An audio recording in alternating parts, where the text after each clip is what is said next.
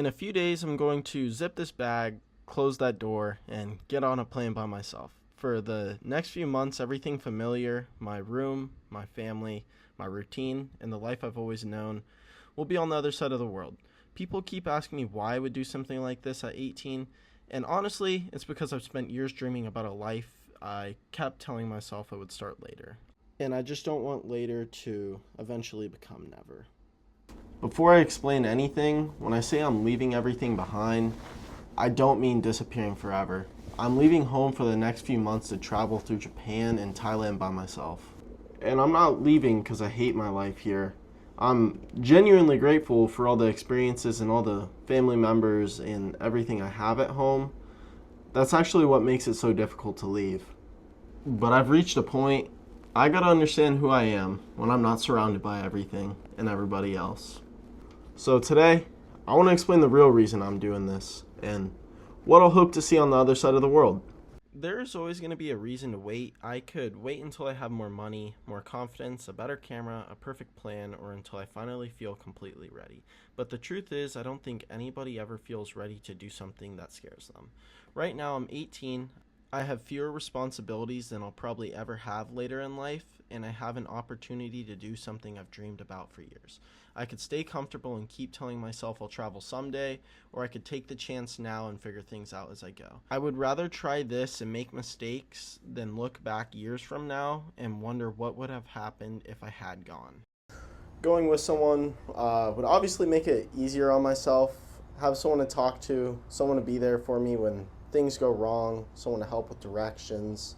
But that's honestly kind of why I want to do this by myself. I want to learn to be able to trust myself without someone sitting here holding my hand, walking me along how to actually do it. I really just want to learn how to walk into a place where I don't know anyone, I don't speak their language, we have nothing in common, but I can become friends with anyone I want to, and learning to be comfortable while being uncomfortable. And I already know there's going to be moments where I wish there was someone familiar around me to help, but honestly, I think those moments are going to be the ones that really teach me the most and teach me to be a better person and how to do things by myself. I get a lot of why Japan and Thailand, but Japan and Thailand have both been dream destinations for me, but for completely different reasons. Japan feels like stepping into another world. The cities, the culture, the technology, the temples, and the way modern life exists right beside centuries of history. Thailand is different. I'm excited for the islands, the mountains, the nightlife, Muay Thai, and the slower way of living. I also want to experience what it would be like to actually spend a longer amount of time there instead of only visiting for a few days. I'm not going because I already know exactly what I'll find. I'm going because I don't. The exciting part is imagining everything I'm about to experience. The harder part is thinking about everything I'm leaving. I'm leaving my friends, my family, my pets, my room, my car, my routine, and the comfort of knowing exactly what tomorrow will look like. These are pretty small things when you see them every day. But when you realize you're about to be thousands of miles away from home, they start to feel a lot more important.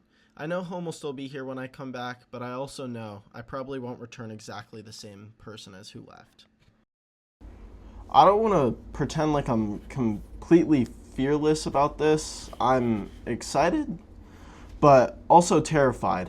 I've never really traveled alone before. Any of the times I went without my parents, my friends were there. Someone was always there with me, and this is my first time going out of the country, and it's by myself.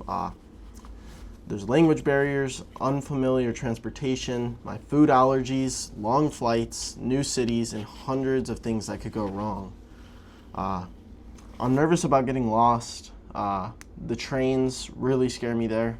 Not understanding how to use the train station, somehow my phone service gets jacked up. I'm nervous about feeling alone. It's going to be a long time just by myself. I'm nervous whether I've planned enough and whether I'll be able to handle plan changes. I'm even nervous about documenting it. I've never filmed in public. I've never filmed besides doing this, just here. Whether the videos will be good, whether anybody will watch them, and whether I'll be able to capture the experience the way it actually feels. But I don't think fear actually means you're doing the wrong decision. Sometimes it means you're finally doing something that matters to you and going outside the box. I'm not expecting one trip to magically fix everything or turn me into a completely different person, but I do hope it changes me. I've spent most of my life surrounded by things that are very familiar, people I know, places I understand, and routines that feel comfortable. When I'm thousands of miles away from all that, I'm going to have to rely on myself in a way I really never have before.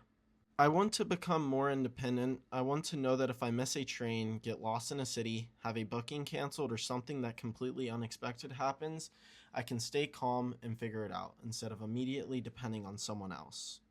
I also want to become more confident, not just with traveling, but with people. I want to get better at walking into a room where I don't know anyone, starting conversations, making friends, and being comfortable even when I feel out of place.